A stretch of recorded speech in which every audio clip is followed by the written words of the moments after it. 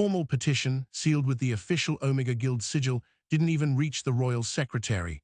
Alpha King Thuron caught the parchment midair, and without breaking eye contact with the trembling Omega who submitted it, he let it burst into flames in his fist. The entire court watched, frozen, as embers drifted onto the marble floor. His voice was a low, possessive growl that echoed in the silence. "Request denied. You do not leave. You are mine." Her name was Jessica, a low-ranked Omega in the king's court whose entire life had been defined by quiet service and invisible labor.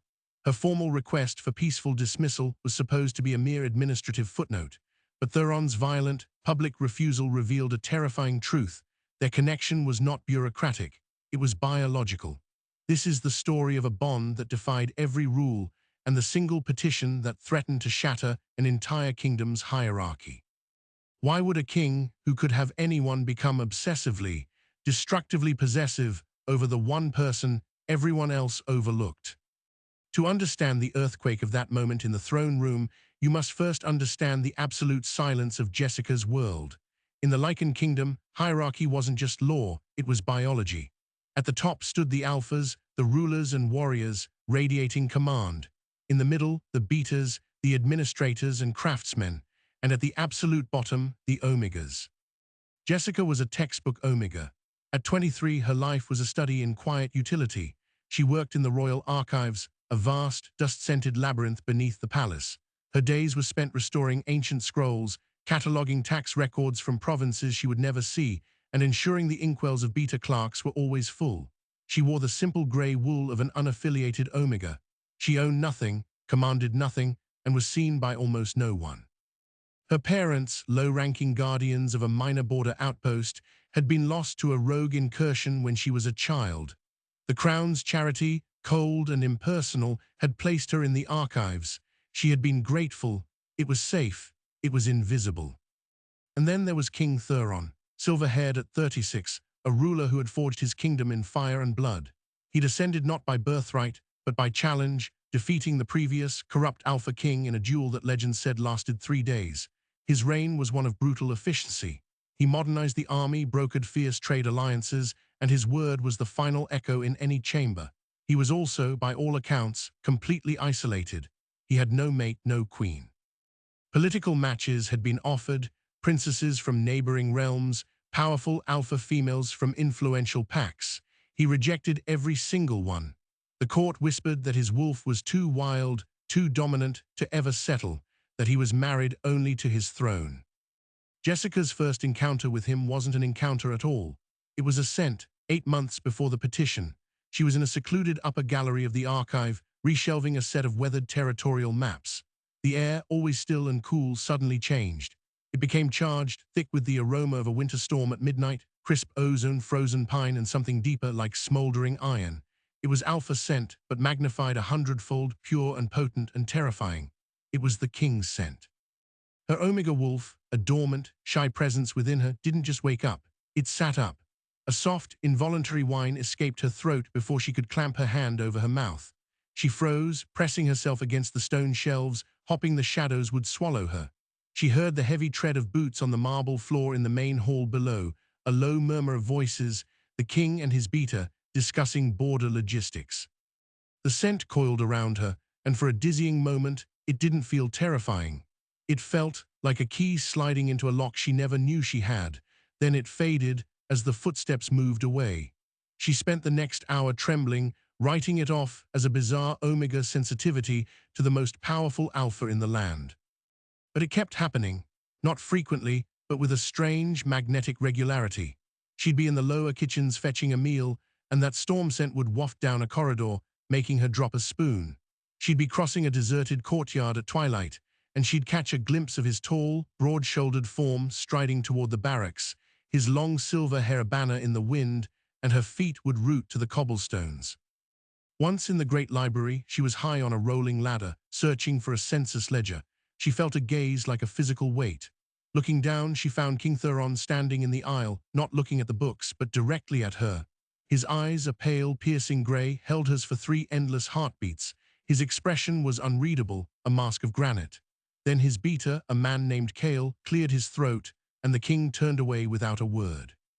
Jessica climbed down on shaky legs, convinced she had done something wrong, that she was about to be punished for the insolence of meeting his eyes. No punishment came. Whispers within her grew louder. Her omega, once so quiet, began to ache. It was a hollow, yearning feeling centered in her chest. She started having trouble sleeping. In her dreams, she was running through endless snowy woods, not from something, but toward a dark, warm presence that smelled of winter storms. She'd wake up breathless, her skin feverish. She knew the symptoms, of course. Every omega was taught about them from puberty. This was the pull of a mate bond, but that was impossible. Mate bonds were between alphas and omegas of comparable status, orchestrated for political gain, or, in rare fairy tales, destined love. They did not happen between a king and an archive clerk. The very idea was a kind of madness. She convinced herself it was a sickness, a latent defect in her biology. She drank bitter teas to suppress her omega senses. She avoided any part of the palace where he might be. The final crack in her denial came during the autumn equinox court. It was a mandatory gathering for all palace staff. Jessica stood at the very back of the great hall, a speck in a sea of uniforms, doing her best to be part of the wall. King Thuron held court from his obsidian throne, hearing petitions. A wealthy beta merchant was arguing passionately for a tax exemption. Thuron listened, his chin resting on his fist, looking bored. Then a sudden, sharp spike of anger scent hit the room. The merchant had insulted a border captain. The oppressive force of Thuron's displeasure flattened the room. Betas shifted uncomfortably. Low-ranking alphas dropped their eyes. And Jessica felt a sympathetic pain lance through her own chest, as if the king's anger were her own. A soft gasp left her lips.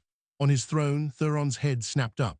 His grey eyes scanned the crowd, not looking at the merchant, but searching the back of the room.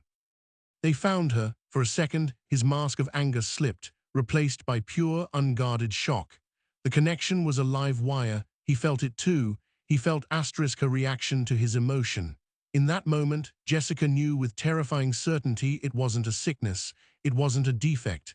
It was a bond, and it was growing stronger every day. Panic is a powerful motivator. The bond was a death sentence. If anyone in the court suspected, she would be seen as a usurper, a low-born omega attempting to ensnare the king. She'd be ridiculed or worse, exiled. And him, a king bonded to a nobody, it would be the scandal of the century, undermining his authority, making him a laughingstock. The only honorable, safe path was the one laid out in the kingdom's oldest laws. An omega could formally petition for release from any attachment, even a biological one, if it was deemed a detriment to the realm's stability. It was a dry, legal procedure. It would sever the forming bond cleanly, surgically, before it could fully manifest. She would be free, he would be free. It was the only right thing to do. For 2 weeks, she labored over the petition parchment. She used the precise, formal language of the archives. The undersigned omega, Jessica of the Western Marches, hereby submits a formal request for peaceful dissolution and dismissal, citing personal inadequacy and a desire to remove a potential disruptive influence from the royal court. She sanded the ink carefully. She affixed her modest Omega Guild seal with trembling hands. It was not a love letter. It was a suicide note for a feeling she never asked for. She submitted it through the proper channel to the beta master of petitions. She expected a stamped approval in a week. She expected to pack her single bag and vanish into the anonymous countryside. She expected silence. What she did not expect was for the master of petitions to turn pale, for the scroll to be rushed directly to the throne room, or for the king himself to intercept it. She did not expect to be summoned to stand before the entire court. She did not expect to see her future, her careful, quiet escape, literally go up in flames in the fist of the one man she was trying to save from herself. The cliffhanger was not the burning parchment. It was the look in his eyes as the ashes fell. It wasn't anger, it wasn't politics, it was raw, primal possession. And in that look, Jessica realized a horrifying truth. She had not just failed to leave. She had accidentally declared war on the most powerful wolf in the kingdom, and his first act was to claim his prize. The silence that followed the last falling ember was more deafening than any roar. 200 members of the court, from high alphas to serving betas, were frozen in a tableau of pure shock. The air still smelled of burnt parchment and the ozone crackle of the king's unleashed power. And in the center of it all, Jessica stood, her olive skin pale, her wide eyes locked on the empty, smoking space where her freedom had just been annihilated. King Thuron unclenched his fist, letting the final black flakes sift through his fingers. His gaze never left her. That possessive, molten look had not softened. It had hardened into something absolute. He took one step down from the dais, then another, his boot heels echoing like gunshots in the quiet. The crowd instinctively parted, creating a canyon between the throne and the Omega. Jessica's body screamed to run, to fold in on itself, but her feet were leaden. His winter storm scent washed over her, no longer a distant echo but a crashing wave. It seeped into her lungs, and against her will, the frantic pounding of her heart began to slow. Her Omega, the terrified creature within, didn't whimper in fear this time. It let out a shuddering sigh of recognition. Home asterisk, it whispered. The betrayal of her own biology was the final shock. Stopped an arm's length away. Up close he was immense. The dark leather of his armor, the sharp angles of his face, the loose fall of silver hair, he was a monument of power. You, he said, his voice low, meant only for her but carrying to every ear. You think a piece of paper can sever what the moon itself has written? He reached out not to strike, but to brush the back of his knuckles against her cheek. The contact was electric. A spark jumped between them, visible in the dim torchlight. A collective gasp rippled through the court, a physical manifestation of the bond. It was no rumor, it was real. Jessica flinched, but the warmth that followed the spark seeped into her skin, chasing away the deep, hollow ache that had plagued her for months. The relief was so profound it felt like a narcotic. You have been in pain, Thuron murmured, his grey eyes seeing everything, trying to starve a part of your own soul. That ends now. He turned to address the room, his voice expanding to fill the space, leaving no room for question. Let the court bear witness. Jessica of the Western Marches is under my protection. She is not dismissed, she is claimed. The word hung in the air, brutal and final, claimed asterisk. It wasn't the gentle mate of stories. It was a declaration of ownership, a wolf marking its territory. From the side of the room, Lord Cadman, a hawk-faced alpha and the king's chief political advisor, stepped forward. His scent was of dry parchment and cold ambition. Your Majesty, he said, his tone carefully neutral. The protocols for an Omega of her standing, entering the royal circle, are extensive. There must be a review by the Council, a period of observation to ensure stability. The Council, Thuron interrupted, his voice slicing through Cadman's words, does not review my instincts. The observation period is over. I have observed. She stays. He looked back at Jessica, his expression shifting infinitesimally. Come. It was not a request. He extended a hand. To refuse in front of the entire court would be an act of treason. To accept felt like surrender. Trapped, Jessica slowly placed her trembling hand in his. His fingers closed around hers, warm and implacable. He didn't lead her out through the main doors, past the staring nobles. Instead, he turned toward a small, ornate door behind the throne, known only to the royal family and their guards, the private entrance to the king's quarters. As they passed through it, Jessica heard the dam of silence break behind them. Whispers exploded into a cacophony of scandalized chatter. The last thing she saw before the door shut was Lord Cadman's face, not shocked, but calculating. The world on the other side of the door was a different universe. The roaring hearths and rich tapestries of the king's private wing were stark contrast to the drafty stone corridors of the servants' quarters. The air was warm, scented with cedar from the fires and that pervasive, comforting aroma of winter storm that was uniquely him. He led her wordlessly through a receiving room and into a spacious solar, lined with books and maps. Only then did he release her hand. Jessica stumbled back a step, wrapping her arms around herself. Why? The word burst out of her, raw and desperate. Why would you do that? I gave you a way out. A clean, quiet way. Now they all know and they'll. They'll what? Thuron asked, stripping off his heavy leather vambraces and tossing them onto a table. He moved with a lethal, relaxed grace that was somehow more intimidating than his throne room stiffness. Whisper, plot, let them. I have spent a decade building a kingdom strong enough to withstand the gossip of small-minded alphas. He poured 2 glasses of deep red wine from a carafe, offering her one. She stared at it as if it were poison. You humiliated me, she whispered, the shock giving way to a hot rush of anger. I stopped you, he corrected, his own voice hardening. You were humiliating yourself and me. Did you truly believe our bond was some secret flaw to be neatly filed away by a beta clerk? He took a sip of his wine, watching her over the rim. For 8 months I have felt you, your anxiety in the archives, your loneliness in the courtyard. Your pain when you tried to suppress what we are. Did you think I was unaffected? The admission stunned her into silence. He had felt it too, all of it. I resisted, he continued, setting his glass down with a sharp click, for the stability you so cleverly cited in your petition. I told myself a king could not be bound to an Omega from the archives, that the politics were impossible, that you would be a target. He closed the distance between them again, but this time he didn't touch her. He just let his presence, his scent, his truth envelop her. Then I read your cold, formal words requesting to be erased. And I realized the greater instability would be letting the other half of my soul walk out of my kingdom forever. The raw vulnerability in his words, so at odds with his actions, left her reeling. What happens now? She asked, her voice small.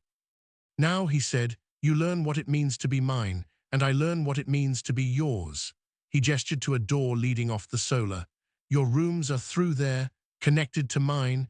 You will not return to the archives. Your belongings are being brought up. The finality of it was a cage of velvet. She had traded a dusty attic for a gilded suite. She was still a prisoner. As if reading her thought, Theron's jaw tightened. This is not a punishment, Jessica. It is a claiming. There is a difference. A punishment is for a crime. You have committed none. A claiming, he paused, searching for words. A claiming is for a treasure that has been left unguarded for too long. The next 48 hours passed in a surreal blur. Jessica's new rooms were larger than the entire archive staff dormitory. A canopy bed draped in silks, a sitting area before a fireplace, a bathing chamber with a sunken tub. Her meager possessions, a few grey dresses, a hairbrush, a chipped mug, looked like sad orphans on the polished mahogany furnishings. She was attended by a quiet, efficient beta woman named Ilara, who asked no questions and provided everything from lavish meals to finely made day dresses in soft blues and greens, a silent upgrade from servant grey. But the true change was the bond. With the barriers down, with no more bitter tease or willful denial, it bloomed like a forced flower. She could feel Theron's presence in the palace like a constant, low thrum in her chest. When he was calm in a council meeting, a sense of focused determination settled over her. When his frustration spiked during a dispute with a provincial governor, a restless energy made her pace her rooms. It was invasive. It was intimate. It was, undeniably, a connection deeper than anything she had ever known. He visited her each evening. They did not touch. They talked. He asked about her work in the archives, and she found herself explaining the complexities of restoring water-damaged vellum, her passion for the work momentarily overriding her fear. He listened, genuinely listened, his sharp mind latching onto details. So the tax records from the southern province are incomplete because of the flood in the storage cellar. He'd ask, and they'd fall into a discussion of historical accounting that felt bizarrely normal. On the third night, he brought a ledger. It was the kingdom's current quarter logistics report, a mess of numbers and supply lists that his beta advisors had been arguing over for days. Cadman says it's a shortage in the northern granaries. Cale thinks it's a distribution error. What do you see? He asked, pushing the book toward her. It was a test, or perhaps a genuine question. Jessica wiped her hands on her new skirt, nervous, but her eyes automatically scanned the columns. The patterns leapt out at her, a skill honed over a decade of bringing order to chaos. It's neither, she said after a few minutes, her finger tracing a line. See this entry for oats milled? The quantity is logged twice. Once here under northern deposits and again here as an incoming shipment from the eastern trade route. It's a double count. You don't have a shortage. You have a clerical error that's making it look like you're missing half your stores. Theron stared at her, then at the ledger, then back at her. A slow, real smile touched his lips, the first she had ever seen. It transformed his face, making him look younger, almost approachable. In 5 minutes, he said, you have solved a problem that has my entire Treasury Council at each other's throats. He closed the ledger with a snap. This is why you cannot leave.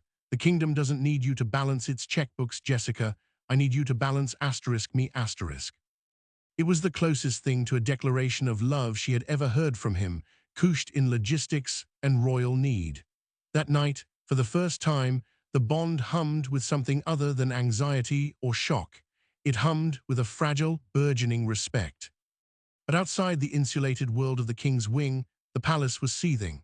Lord Cadman, denied his traditional influence over a royal match, was working tirelessly. He couldn't attack the king directly, so he targeted the bond's weakest point, its perception. In the noble salons and military barracks, a new narrative began to spread, fueled by Cadman's allies. The king, they whispered, was not in his right mind. The bond was a manipulation, a trick by a cunning, low-born Omega to gain power. She was an instability, a risk to national security. Hadn't she tried to flee? What was she hiding? The story of the burned petition was twisted. No longer a king's passionate claim, it became evidence of his irrational, dangerous obsession. Cadman's masterstroke, however, was not in the whispers. It was in a parchment delivered by a swift rider from a neighboring kingdom. It was a sealed communique from King Valerius of the Ironwood realm, who had a fierce, battle-hardened alpha daughter named Lysandra. For years, an alliance through marriage had been informally discussed. Theron had always deferred. Now, with the scandal of the Omega breaking, Valerius's message was a blunt demand for clarity. It arrived on the 5th day, just as Jessica was beginning to dare to hope that the impossible might be possible. Theron read it in his study, his scent going cold and sharp as steel.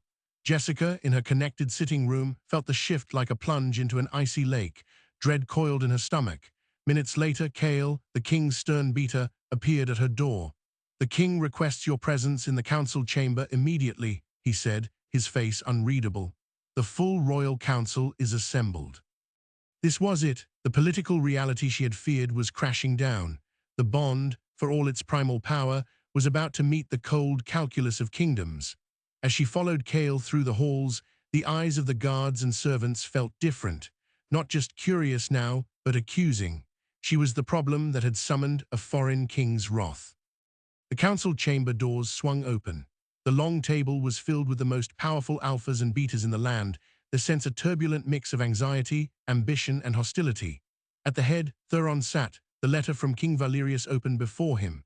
His expression was the closed mask of the throne room once more, and standing to the right of his chair, with a smug, barely concealed smile of triumph, was Lord Cadman. Jessica's heart sank to the floor.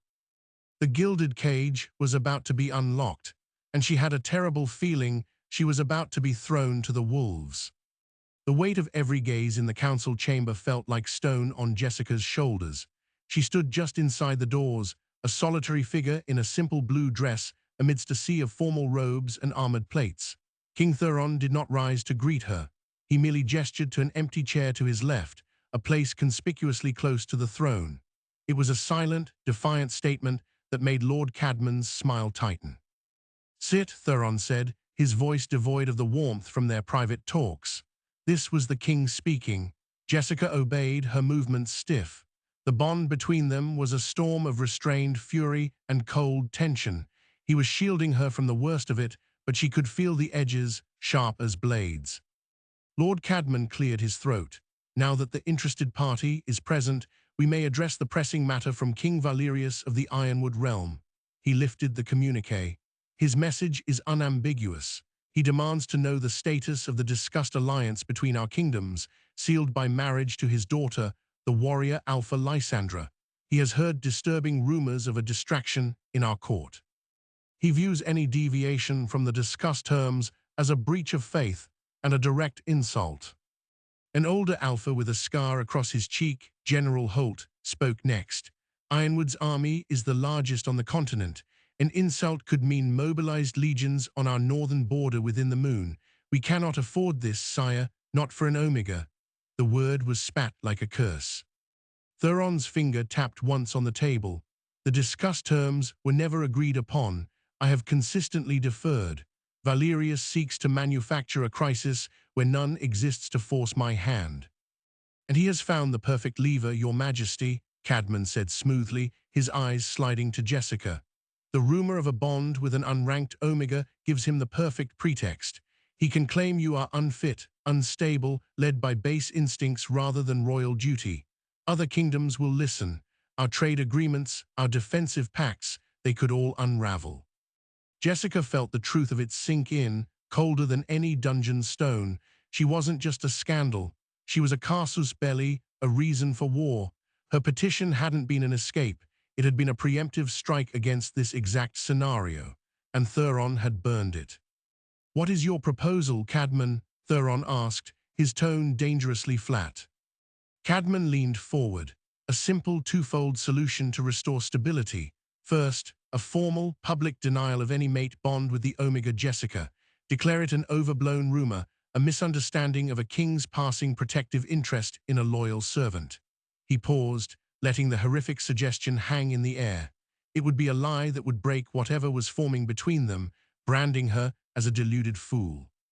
Second, Cadman continued, we immediately send a formal delegation to Ironwood, reaffirming our commitment to the alliance. You will agree to meet Princess Lysandra and begin courtship proceedings. The chamber was silent, waiting for the explosion. Thuron slowly stood up. You are asking me to publicly reject my fated mate and promise myself to another woman. I am asking you to save your kingdom, sire, Cadman replied, his voice oozing false sympathy. Sometimes a king must sacrifice personal desire for the greater good. It is the first lesson of sovereignty. His gaze flicked to Jessica again, a clear message. You are the personal desire. You are the sacrifice. Jessica's heart hammered against her ribs. This was the end. The political reality was too vast, too powerful. She looked at Thuron, waiting for him to concede, to agree to the rational, kingdom-saving plan. She braced for the shattering of the fragile warmth in her chest. Thuron did not look at her. He looked at Cadman, and a slow, terrifying smile spread across his face. It was not a smile of amusement. It was the smile of a wolf who has just seen the trap and decided to spring it on his own terms. An excellent lesson, Cadman. Thank you for reminding me. He picked up the letter from Valerius. You assume Valerius holds all the power. You assume we must appease him. You think like a courtier, not a king. He turned his gaze to the general. Holt, how many legions could Valerius realistically march to our border within 30 days without stripping his own western flank from the Stone Reach clans? General Holt, thrown by the question, blinked. 3, maybe 4 full legions, sire, but that's still 20,000 warriors. And if the Stone Reach clans knew his western border was thin, Thuron pressed, how long before they raided his supply lines? A week, 2. A light began to dawn in Holt's eyes. They've been restless for years. They'd strike immediately. Thuron nodded. He looked at his treasurer, a sharp-eyed beta woman named Lina. The last audit of the Ironwood treasury, based on their grain shipments and metal exports. Is Valerius as rich as he pretends? Lina allowed herself a small, grim smile. No, sire, he is over-leveraged. His last campaign against the marshes drained his coffers. He needs this alliance for our gold as much as we might need his soldiers. Thuron dropped Valerius's letter back onto the table. So, he is bluffing. A full-scale war would bankrupt him and leave him vulnerable to his other enemies. His demand is not a prelude to invasion. It is a desperate attempt to secure a favorable deal through intimidation. He finally looked at Jessica, his gray eyes blazing. He is using the rumor of my mate to gain an advantage. But what if the rumor is not a weakness? Cadman paled. Sire, you cannot mean to. I mean to change the game, Thuron declared, his voice filling the chamber. We will not deny the bond, we will confirm it, publicly, spectacularly. Jessica's breath caught. The room erupted into protests. Thuron silenced them with a raised hand. We will send a delegation to Ironwood, but not to court Lysandra. We will go to present my queen asterisk. We will show Valerius and every other watching kingdom that my distraction is in fact my greatest source of strength, that I am not a king led by instinct, but a king so secure in his power that he can elevate an Omega from the archives and know it makes him stronger, not weaker. The audacity of the plan left everyone speechless. It was insane. It was revolutionary. It was either genius or suicide. And if he still takes it as an insult, Cadman hissed. Then he will learn, Thuron said, his voice dropping to a lethal whisper, that my kingdom, unified behind their king and his chosen queen, is not one he can afford to insult. General Holt, you will quietly move the 2nd and 5th battalions to the northern passes, not as mobilization, as a training exercise. Let Valerius's scouts see our teeth. Lina, prepare a dowry package so generous it will make his head spin, contingent on his formal recognition of Jessica's title. We will offer him gold and respect, but from a position of strength, not fear. He had reframed the entire crisis. Jessica was no longer the problem. She was the solution, the symbol of his invulnerability. The council was stunned, some terrified, a few beginning to look at Thuron with a new, fierce admiration. Cadman looked utterly defeated, his clever plot turned against him. Thuron turned to Jessica. "Well, my lady, are you ready to be presented to a foreign king as my mate?" The question was a precipice. To agree was to step fully into the gilded cage, to become the central figure in a high-stakes political gambit. There was no more hiding. She looked at his extended hand, then at the shocked, angry and calculating faces of the council. She thought of the archives, of the quiet, invisible life that was gone forever. She felt the bond, a steady, demanding pulse that offered not just warmth, but a terrifying, exhilarating kind of power. She placed her hand in his. "Yes," she said, and her voice did not tremble. The preparation was a whirlwind. Jessica was measured for a wardrobe fit for a queen-in-waiting, silks, velvets, jewels that felt alien against her skin. Tutors drilled her in basic court etiquette of the Ironwood realm. She learned of their customs, their bloody history, the proud and warlike Princess Lysandra. Through it all, Thuron was a constant, steadying presence. The bond between them deepened under the pressure, transforming from a shock into a strategic partnership. He valued her mind, asking her opinion on the dowry figures, explaining the geopolitical landscape. She was no longer just a claimed Omega, she was an apprentice queen. 3 days before the delegation's departure, a sealed note, smelling of expensive perfume and hidden malice, was slipped under Jessica's door.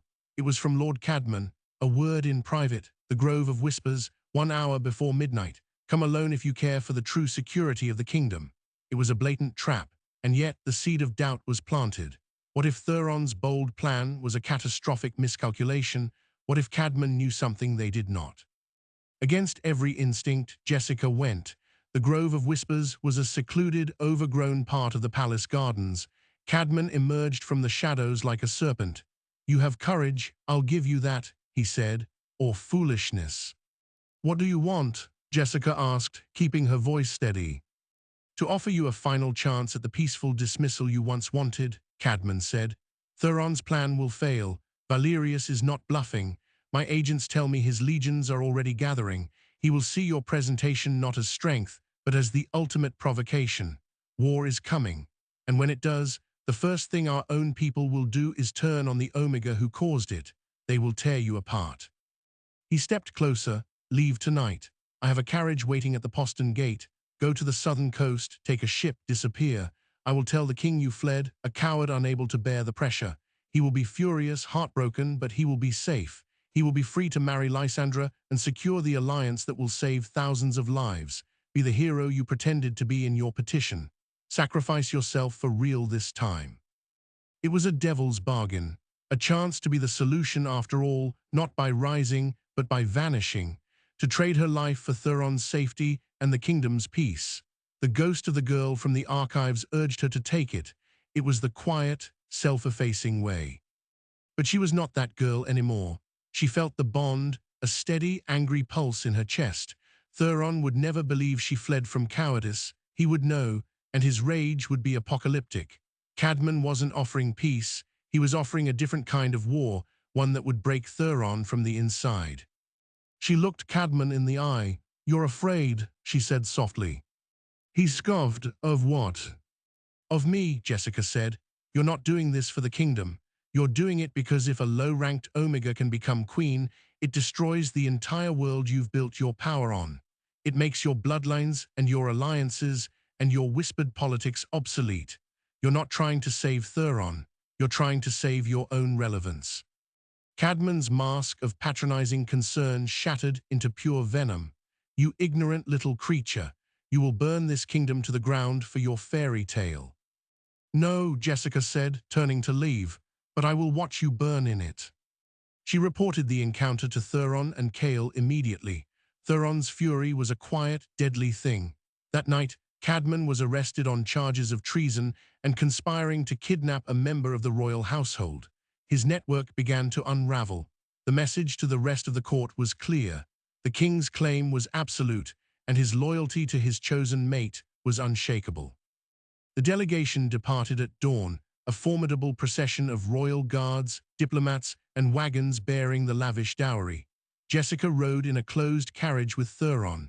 As the palace gates receded behind them, she felt a profound point of no return being crossed. She was heading into the heart of the enemy's court, the symbol of a king's defiance. The political chessboard was set.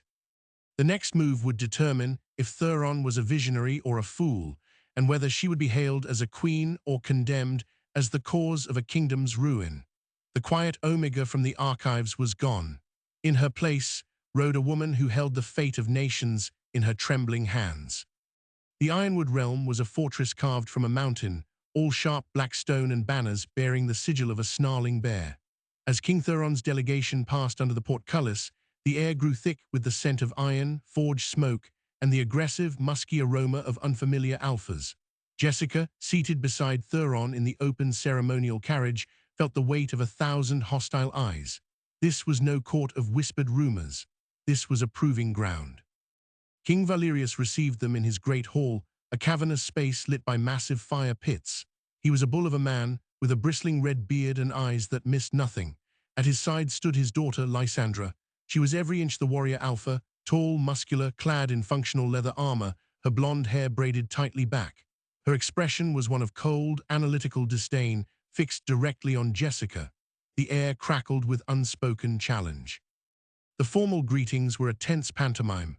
Thuron did not bow. He inclined his head, a king to an equal. Valerius returned the gesture, his gaze assessing. "You bring a small army to a meeting of allies, Thuron," Valerius rumbled, his voice like grinding stones. "I bring the honor guard befitting my queen," Thuron replied smoothly, his hand coming to rest on the small of Jessica's back. The contact was a brand, a declaration. Every eye in the hall tracked the movement. Lysandra's lip curled. The feast that night was a battlefield of subtleties. Jessica was placed at the high table, between Thuron and a simmeringly silent Lysandra. The Ironwood nobles watched her every move, waiting for a stumble. She used the manners drilled into her, but more importantly, she used the bond. She could feel Thuron's calm, strategic focus like an anchor. When a grizzled Ironwood general made a pointed comment about the fragility of southern Omegas, it was Jessica who answered, her voice clear. "Fragility is often mistaken for resilience, General. The parchment that records your history is fragile. The steel that guards your gate is resilient. One records the legacy, the other defends it. A kingdom needs both." The man blinked, thrown by the metaphor. Thuron's pride hummed through the bond. But the true test came after the feast. Valerius invited Thuron to a private council, a meeting for kings only. It was a clear snub to Jessica. Thuron hesitated, but Jessica gave a slight nod. She would be fine. She had to be. Left in an antechamber with Lysandra and a few Ironwood courtiers, the atmosphere turned glacial. "So," Lysandra said, circling Jessica like a predator, "the famous archive clerk, tell me, do you know how to use that dagger at his belt, or do you just polish it for him?" Jessica met her gaze. "I know how to balance a ledger that feeds an army. I know how to find a single error in a supply chain that could lose a war. I know the weight of a kingdom's history, so its king doesn't repeat its mistakes. Does that count as useful, princess?" Lysandra stopped, a flicker of surprise in her eyes. She had expected cowering, tears, perhaps arrogant boasting. She had not expected a catalogue of practical strength. "Words are cheap," Lysandra sneered, but the bite was gone. "So is steel without a strategy," Jessica replied. "Your father's legions are mustering on the northern pass. A costly move when the Stone Reach clans are looking for weakness in the west." The color drained from Lysandra's face. "That information was not public. How do you know that?" "Because a good archivist," Jessica said softly, "knows that yesterday's trade routes are tomorrow's invasion paths, and a queen knows her king's mind." She let the implication hang. Thuron had shared strategic secrets with her. She was not a decorative mate, she was a counselor. Meanwhile, in the council chamber, Valerius laid his cards on the table. "The alliance is off. If you disgrace my daughter with this bond, I will not have her play second to a servant." "There is no second," Thuron said, his voice iron. "There is only my mate. The alliance does not require my marriage to Lysandra. It requires mutual benefit. I offer you the gold your treasury lacks and a military pact that secures your western border from the Stone Reach." In return, you recognize my queen and drop this marital fantasy." Valerius's fist hit the table. "You insult me in my own hall." "I offer you a better deal," Thuron fired back. "One that doesn't require me to live a lie and your daughter to be bound to a man who can never love her. Look at the dowry inventory. It is triple the standard. It funds your army for 2 years. With it, you can pacify the stone, reach yourself and be stronger for it. Or you can start a war with me, bleed your coffers dry, and watch the clans sack your undefended villages. Choose." It was a brutal, masterful play. Thuron had called the bluff and raised it with overwhelming force. Valerius was trapped, and he knew it. His alliance had always been about gold, not affection. The silence in the room was profound. Back in the antechamber, a page arrived, whispering to Lysandra. Her eyes widened. She looked at Jessica with a new, grudging respect. "It seems your king is as bold as they say." She paused. "My father will agree to the terms." Jessica's heart leapt, but she kept her composure. "Then we have an alliance."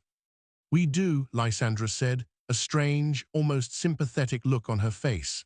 "But be careful, little Omega. You've climbed very high. The fall from such a height kills more surely than any blade." The formal signing ceremony the next day was a triumph. Valerius, with strained grace, publicly recognized Jessica as Thuron's chosen consort and future queen. The trade and military treaties were sealed. Thuron's gambit had worked. The delegation returned home not to a kingdom on the brink of war, but to one that had just secured a powerful ally and demonstrated its king's unshakable will. The fallout within their own court was swift and total. With Cadman in the dungeons awaiting trial for treason, his faction collapsed. The nobles who had whispered against Jessica now competed to praise her foresight and courage. General Holt became one of her staunchest defenders, impressed by the strategic coup. The story of the burned petition was no longer a scandal. It was the founding myth of a legendary romance, proof of a king who would defy the world for his mate. 2 moons after their return, on the night of the winter solstice, Thuron crowned Jessica as his queen in the same throne room where he had once burned her freedom. The crown was a delicate circlet of moonstone and obsidian, symbolizing the bond between storm and silence. As he placed it on her head, he didn't speak to the court. He spoke only to her, his voice a soft rumble. "My balance, my queen, my everything." The bond between them was now a settled, powerful thing, a constant, warm presence. Jessica no longer lived in the king's wing, she ruled from it. She reformed the archives, opening them to educated betas and omegas. She worked with Lina to streamline the treasury, her keen eye for details saving the crown a fortune. She was not just a symbol, she was a force. But the final, surprising detail came from the most unexpected place, the royal archives themselves. Months after her coronation, while overseeing the reorganization of a neglected section, Jessica found a sealed, unmarked box hidden behind a false panel. Inside were the personal effects of a forgotten Omega consort from 3 generations past, a woman who had died young and childless. Among the trinkets was a small, hand-drawn genealogical chart. It traced a minor, disgraced branch of the royal family that had been stripped of titles and cast into obscurity. And at the very bottom of that chart, connecting to her own parents, names from the Western Marches, was a faint, almost erased line. Her parents, the low-ranking border guards, were not simply orphans of the realm. They were the last descendants of that disgraced line, their royal blood so diluted it was considered extinct. Jessica's low rank was a historical accident, a paperwork error perpetuated by time and tragedy. By the strictest, oldest laws of bloodline, she had a claim to the throne that rivaled Thuron's own, not through conquest, but through lineage. She showed the chart to Thuron that night by the fire. He studied it for a long time, then began to laugh, a rich, full-bodied sound of pure joy. "So," he said, pulling her into his lap, "it seems I didn't pluck a diamond from the dust after all. I rediscovered a lost crown jewel." He kissed her, his expression fierce with triumph. "This changes nothing and everything. You were always my queen. Now the historians will simply have a better story to tell." The revelation was kept private, a secret between them and a few trusted advisors. It was the final piece of the puzzle, the universe's quiet joke on a court that valued blood above all else. The Omega from the archives had not only won the king's heart and secured his kingdom, she had, in the most poetic way possible, always belonged on the throne. As for Lord Cadman, he was tried and found guilty of treason. Stripped of his titles and pack markings, he was exiled to the frozen northern barrens, a fate worse than death for a wolf of court. The last report said he was seen wandering the ice, muttering about omegas and ruined plans, a ghost of the old order. Jessica's reign, built on a burned petition and a king's defiant love, ushered in a new era for the Lycan Kingdom. An era where worth was measured by mind and heart, not just blood and bite. The quiet girl who had tried to leave peacefully had, in the end, found not just a home, but a legacy. And the Alpha King who refused to let her go had found not just a mate, but the missing part of his soul that made him not just a ruler, but a legend. So what does the story of Jessica and King Theron truly represent? On one level, it's the ultimate fantasy of recognition, the invisible woman seen, the undervalued asset prized beyond measure. But on a deeper level, it's a radical interrogation of the very systems that define worth. Jessica's journey from the archives to the throne forces a simple, devastating question. What happens when the person at the very bottom of a rigid hierarchy is, in fact, the missing cornerstone at the very top? Theron's refusal to let her go wasn't just possessive love. It was a king's instinctive understanding that his kingdom was unbalanced without her. Her value wasn't created by his claim, it was revealed by it. The burned petition was the moment the old world, built on paperwork and pedigree, collided with a truth written in biology and bone.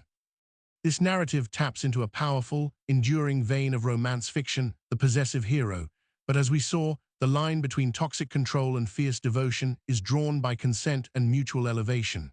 Theron claimed, but he also listened. He protected, but he also empowered. He reshaped the world to fit her, not broke her to fit the world. This is the key difference that transforms a story of obsession into one of destiny.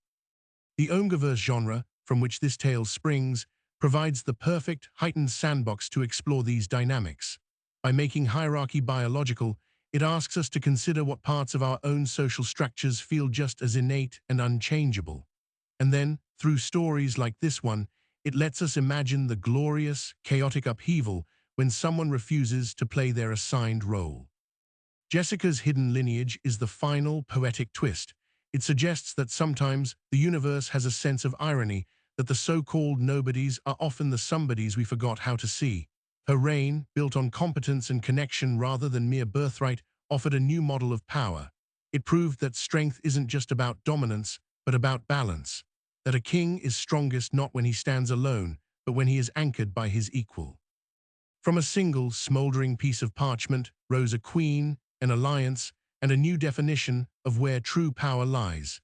It's a story that resonates because it speaks to the secret hope in all of us, that our hidden worth will be recognized, that our quiet strength will be valued, and that someone might just burn the rulebook to keep us by their side. If you were captivated by this journey of defiance, destiny, and decoded ledgers, do us a huge favor. Smash that like button, it truly helps the channel. Share this with anyone who loves a tale where the underdog doesn't just win, but rewrites the entire game. And subscribe and ring the notification bell so you never miss our next deep dive into the stories that shape our fantasies. Let us know in the comments. What part of Jessica and Theron's story hit home for you? Was it the burned petition, the council showdown, or the secret in the archives? We read every single one. Until next time.